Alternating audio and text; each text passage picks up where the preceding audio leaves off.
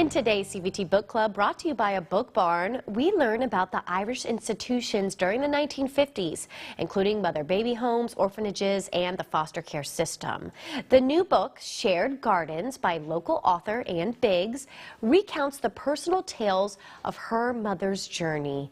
Here to explain more, we have Anne Biggs, local author of her newest book, Shared Gardens. And Anne, you've written, this is now the third book in your series. Yes. And what a beautiful thing. So thank you for being with us today. Thank you so much for having me. Remind me of your story and what inspired you to write about this that isn't quite talked about too much in terms of Irish history. I knew I was adopted, and but when you're 10, there's not much you can do about it, you know. And so when I became older, I knew that if I wanted to start any research, I'd have to find out who she was or what happened. And so I had an opportunity one day, and I learned what her name was, and that's what started the ball rolling. But this was in 1985 when we didn't have the internet, we didn't have all the things we have now, and so everything was snail mail. And so you'd send it out and you'd wait 6 weeks to get a response. And there was this wonderful man at the Joyce House, which was their Hall of Records. And he would send me back a form letter, but on the bottom of the letter he would handwrite something to me to say, okay, I can't help you, but go here. Wow. And so he did it 3 different times. And as a result of him giving me these places to go, I was able to finally get more information. What did you find? Well, the first time I went in 1990, and I wasn't able to find her. And she wouldn't, well, they found her, but she wouldn't see me. And so that for me was very devastating. And so I left a letter with the sisters, and they said, well, we can't give it to you because, you know, it's her privacy, you know. And so little did I know, she had left a letter with them also to give to me. And 18 years later, I found her on the internet, surprisingly enough.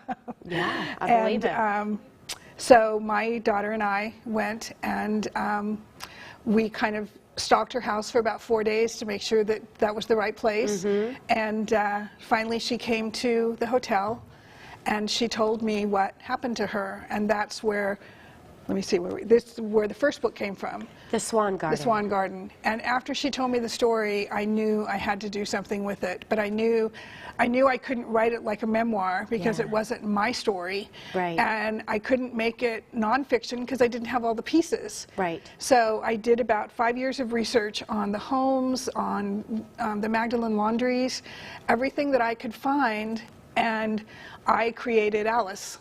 And in the book you meet her at 14, and she is your mother. Is my mother, but like not knowing the events, I don't know how she lived her married life. It's a fictional account that any woman could relate to. Yes. And so so that's what this one came out to be. And when I did meet her, the interesting thing was she said I couldn't come in her house. And she had 3 daughters and a son. And so that's actually where this book came from, because when I came home, I was talking to my publisher, Dan Dunkley, and I said, I wonder what it would be like if they found out. You know, what would they do? What would they think? And so he said, well, write it. And so it took a year, and so I wrote it. And Garden of Nails is the cemetery plot at Castle Pollard where the babies were buried. And nails were put in by the workmen to represent these babies so they'd never be forgotten. And so in this book, all the sisters end up going to the Garden of Nails. So that's what this one was. Wow.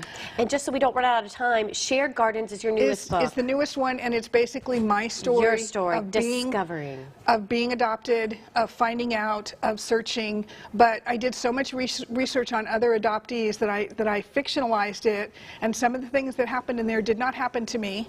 Some of the characters were invented, and I did that so it could be representative for almost anybody who was an adoptee, and to kind of give them a voice for the things they may have experienced. Yes, and especially give a personal historical account almost of, Right. of what these ladies went through in Ireland in the 1950s. Yes. We just want to mention you have a book launch Yes. party. It is Excited. tomorrow, Yes. 7 to 9 at a book barn.